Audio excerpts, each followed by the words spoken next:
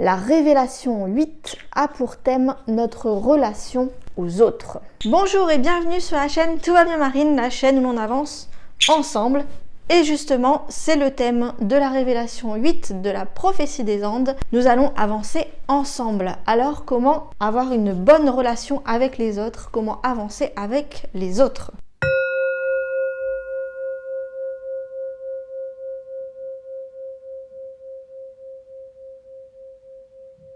Avant-dernière vidéo sur la prophétie des Andes. Pas besoin d'avoir lu le livre ou d'avoir vu les autres vidéos. Tout est dans celle-là. C'est la meilleure révélation, la révélation 8.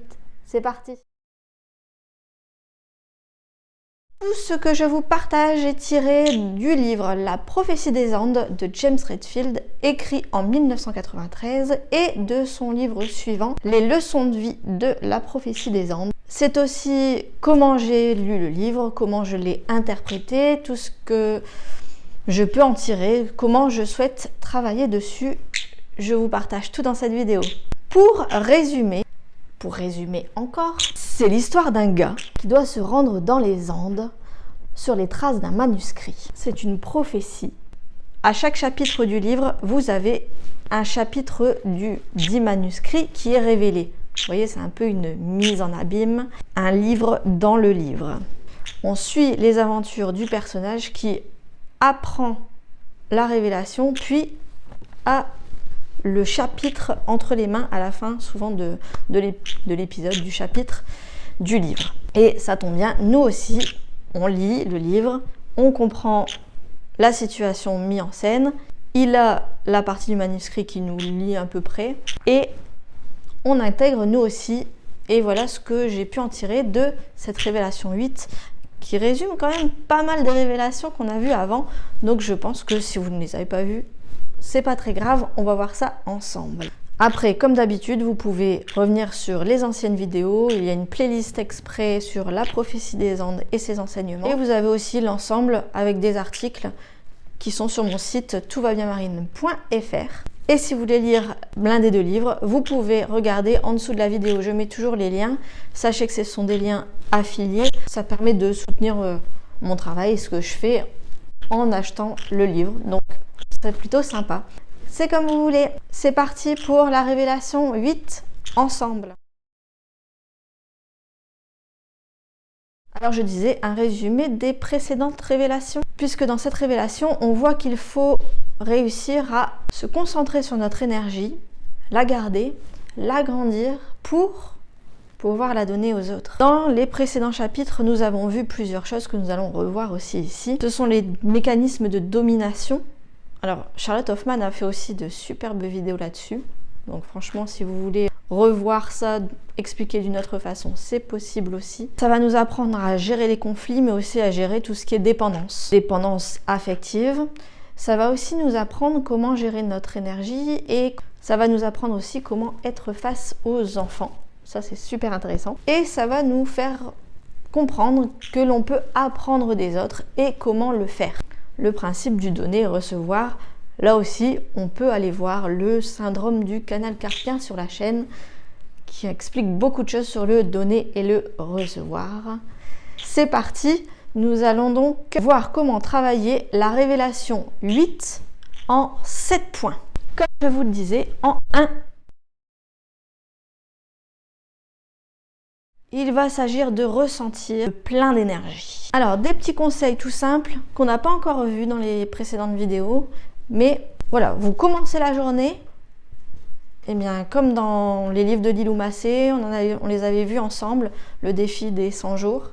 Et bien, dans ce livre, elle propose d'écrire tous les matins quelques intentions pour la journée. Et bien là, c'est parti. On commence la journée, qu'est-ce qu'on fait? On écrit une belle intention. Je veux recevoir de super bons messages. Je veux profiter d'une superbe journée. Je veux m'émerveiller à chaque instant. On place une super bonne intention dans la journée, répondre à une question, bref, ce que vous voulez, mais une belle intention. L'important, c'est l'intention. Là aussi, il y a une vidéo. Deuxième petit conseil qu'on n'a pas encore vu, avant de sortir de chez vous, je pense que c'est un super bon conseil, je ne l'ai pas encore trop vu. dans d'autres livres de développement personnel, etc. Il va s'agir, avant de sortir, de se recentrer, se concentrer, respirer, canaliser notre énergie. Et il parlait d'imaginer son soleil intérieur. Son soleil est intérieur, briller, rayonner de sa lumière. Et je pense que c'est intéressant puisque justement, c'est ce qu'on veut faire. C'est un peu comme les personnes qui mettent des bulles avant de sortir de chez eux ou qui font une petite prière pour être protégés, rayonner. Et bien voilà, vous pensez à vous, vous imaginez comme un soleil qui rayonne avant de sortir. Et troisième petit conseil, toute la journée, pensez à la beauté, s'émerveiller. J'en ai parlé dans plusieurs des vidéos sur la prophétie des Andes, mais s'émerveiller, voir la beauté, ça revient toujours et c'est ce qui nous procure très simplement de l'énergie finalement. En 2, je parlais d'être un soleil, de briller, et bien justement le 2, c'est envoyer de l'énergie aux autres. Essayez de regarder les personnes avec qui vous parlez et essayez de ressentir leur énergie. Concentrez-vous sur uniquement leur qualité. Qu'est-ce qui est unique chez eux? Qu'est-ce qu'ils développent? Qu'est-ce qu'ils vous font voir de leur qualité unique, de leur humanité? Pourquoi sont-ils là? Essayez de vous concentrer sur la beauté, justement, on y revient encore, sur ce qu'ils sont en train de dire. Essayez de projeter de l'énergie sur eux parce que, comme on l'a vu dans une précédente révélation, donner de l'énergie, c'est aussi permettre à l'autre de s'exprimer, d'avoir de l'énergie et de peut-être nous délivrer un message. Souvent, quand on rencontre quelqu'un dans la rue, ce n'est pas anodin, c'est qu'il a quelque chose à nous dire. En 3, recevoir les bons messages. Oui, vous allez me dire, c'est quelque chose que j'ai déjà dit dans les précédentes révélations, mais là, on va aller encore plus loin. Vous êtes en train de parler avec quelqu'un, vous êtes dans une conversation et il y a des questions, des choses qui d'un coup font sping, sping, sping, sping. Dans votre cerveau, vous avez des questions qui vous viennent, vous pensez à quelqu'un d'autre, vous avez envie de dire quelque chose, eh bien, notez-le, faites attention à ça. Alors, forcément, vous pensez à quelque chose, vous pouvez l'exprimer à la personne qui est en face de vous, mais peut-être que vous avez des questions qui vous viennent pour une autre personne. Donc, c'est intéressant de les mettre de côté pour lui poser à lui directement. Et là, un super conseil, je trouve, quelque chose de super à retenir, c'est si vous êtes dans une conversation avec quelqu'un et que vous ressentez un amas d'énergie qui s'accumule chez vous, ou vous sentez pleine d'énergie, que ça, eh bien c'est qu'il a vraiment un message pour vous. Alors allez-y, donnez-lui un peu de cette énergie pour qu'il vous donne le bon message. C'est maintenant. Par contre, si plus la personne parle et plus vous vous sentez dépérir, fatigué, vous sentez que votre énergie est un peu happée, alors regardez du côté des mécanismes de domination ou des dépendances affectives. On parle de vampires énergétiques, de choses de ce genre-là. Je vais y revenir un petit peu plus loin dans la vidéo. Mais voilà, faites attention. Parfois, il y a des personnes qui vous disent « Hey, bonjour, comment ça va ?» Tu réponds et puis en fait, c'est juste une amorce pour qu'ils disent « Ah, ben moi, non, pas du tout, parce qu'en fait, j'ai ci, j'ai ça, j'ai ça, j'ai ça. » Et c'est un mécanisme de domination. On va le voir un peu plus loin. Juste essayez de faire attention à ce que la personne vous donne de l'énergie, permet d'avoir de l'énergie. Est-ce que ça vous nourrit ou est-ce que vous vous sentez happé et vous donnez votre énergie un petit peu... vous n'aviez pas envie de la donner comme ça, quoi. Parce que justement, le point 4 parle de ces mécanismes de domination. 4. Contrer les mécanismes de domination. Alors, je vous conseille d'aller voir les précédentes révélations. On parle de mécanismes de domination et on parle de l'intimidateur, par exemple. La personne qui vous parle en vous intimidant, eh bien, justement, si vous vous sentez menacé pendant une conversation, bon, peut-être qu'il ne faut pas la continuer. tout simplement. Juste être honnête avec votre ressenti. Même si c'est pas vraiment ce qu'il renvoie, mais si vous vous sentez menacé dans ce qu'il vous dit, que la personne s'approche fort de vous, vous êtes un peu agressé, eh bien c'est tout. Arrêtez, stoppez, partez si vous en avez besoin. Laissez-vous guider par votre intuition, ne bloquez pas votre ressenti. Si vous avez ce ressenti de mal-être, si vous avez besoin de vous éloigner, eh bien éloignez-vous. De toute façon, ça se voit, vous avez peut-être déjà vu des personnes qui se parlent, et puis la personne commence à prendre le dessus de l'autre, et l'autre s'éloigne.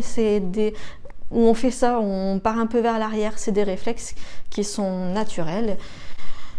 Si quelqu'un vous intimide, eh bien, ne répondez pas, essayez de vous éloigner, mettez fin à la conversation. Si vous êtes face à quelqu'un de plaintif, il y a 4 archétypes dans les mécanismes de domination.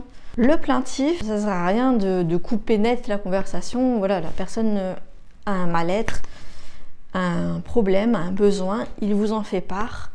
Ça devient très très victimisant, et puis j'ai ça, et puis j'ai ça, et puis j'ai ça, et puis j'ai ça. Bon, vous voyez un petit peu où je veux en venir. Vous êtes sympathique, et bien restez sympathique. Vous pouvez juste reconnaître c'est difficile, dire je comprends ce que tu ressens, je suis d'accord avec toi, cette situation-là est difficile, c'est compliqué. Vous pouvez lui permettre de trouver ses propres réponses, d'aller chercher ah ben écoute, moi, dans cette situation-là, je m'étais tournée vers cette solution, j'avais essayé de chercher de ce côté-là, lui donner des pistes si vous avez des informations, bien sûr. Mais, comme je le disais, si vous sentez que vous donnez votre énergie et que vous n'avez pas envie d'être totalement à plat après cette conversation téléphonique par exemple, que vous donnez votre énergie, vous avez le droit de dire écoute, voilà, je te laisse, j'ai autre chose de prévu,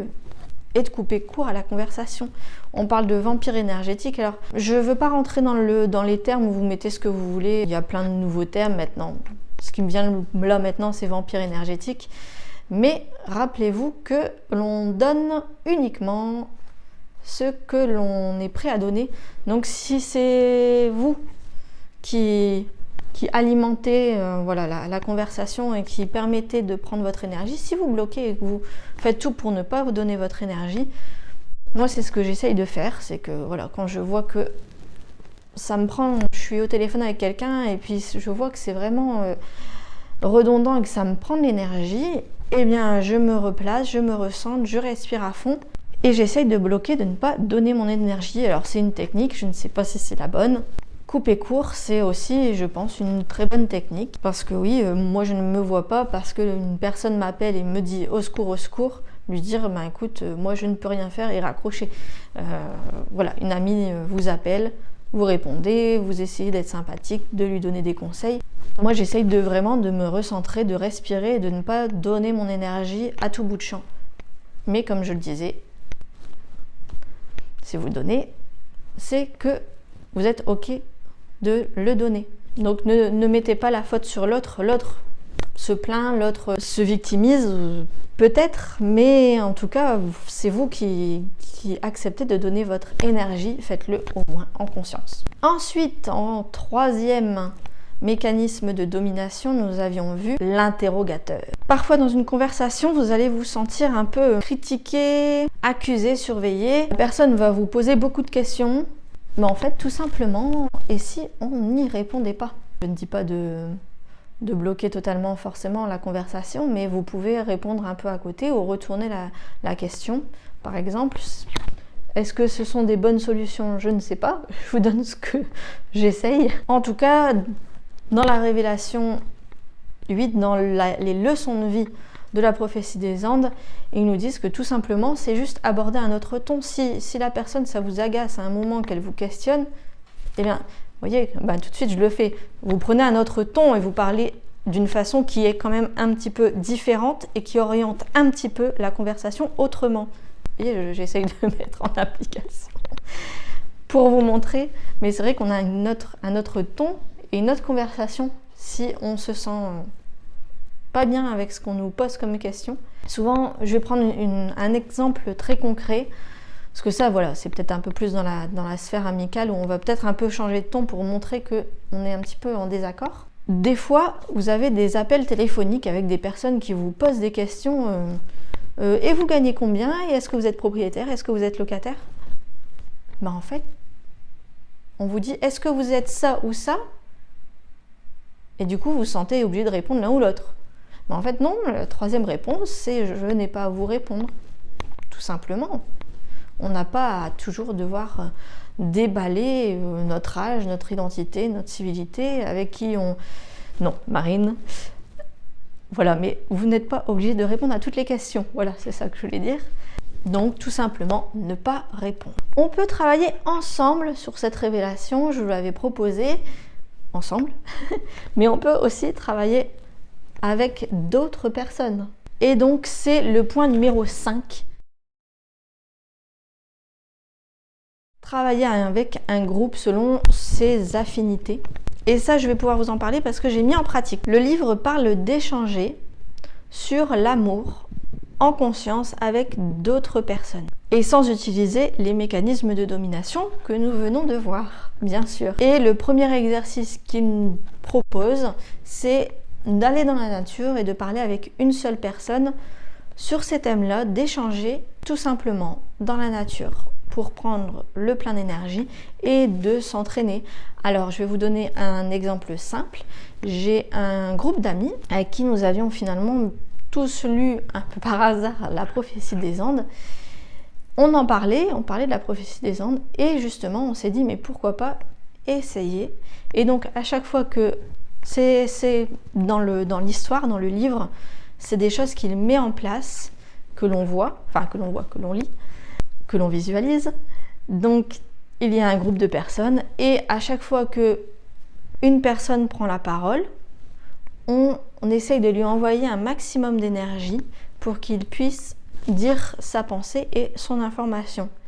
Et on essaye de voir, la prochaine personne qui va avoir à dire quelque chose, qui a une information à nous donner, c'est la personne qui est à sa droite par exemple. Donc on tourne notre énergie tous ensuite sur cette personne. Quand on est dans des conversations à table, je vais prendre le basique, mais un repas de famille où on parle et puis tout le monde se coupe, un tel parle avec un tel, d'un coup ça s'échange et puis ça hausse le ton, etc. Bon, il y a un mécanisme de domination, il n'y a pas ces échanges d'énergie, on essaye plutôt de piquer votre énergie, mais voilà, c'est comme ça.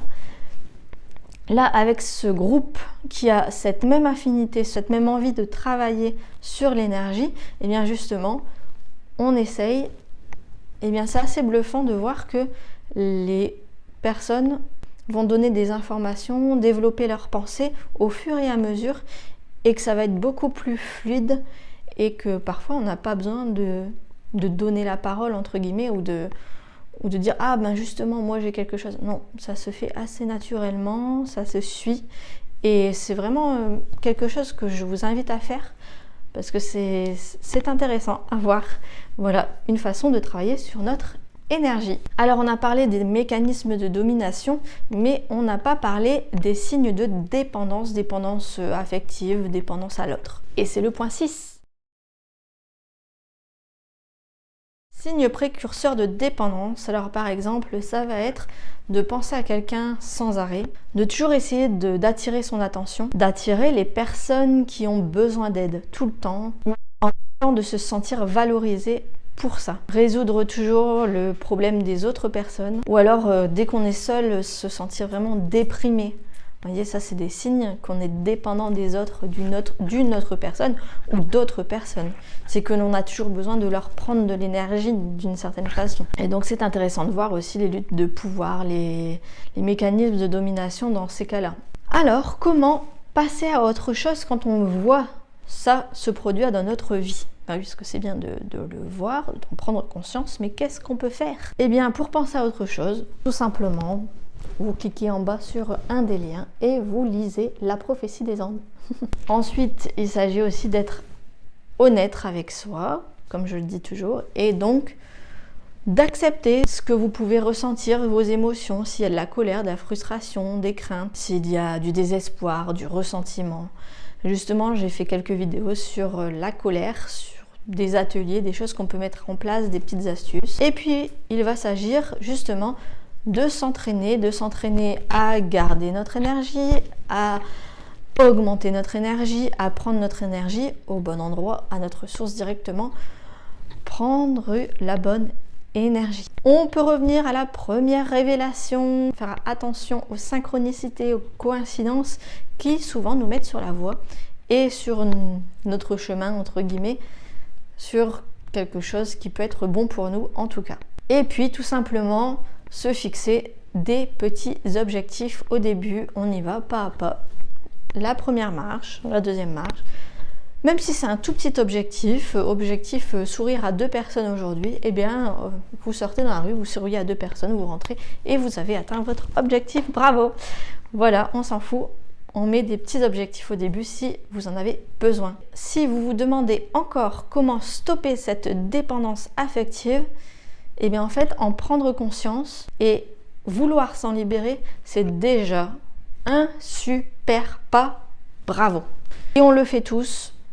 Donc, moi aussi, c'est pour tout le monde. Il n'y a pas de problème avec ça, juste quand vous voyez qu'il y a ce problème-là de dépendance ou de domination, vous en prenez conscience, vous essayez de corriger le tir. C'est déjà vraiment super. Et le dernier point, 7e point. Comment être avec les enfants? Eh bien, les enfants, c'est très simple. Vous avez juste à leur donner de l'amour et à les respecter pour ce qu'ils sont, c'est-à-dire des enfants, mais vous les respectez et vous leur parlez comme à des adultes.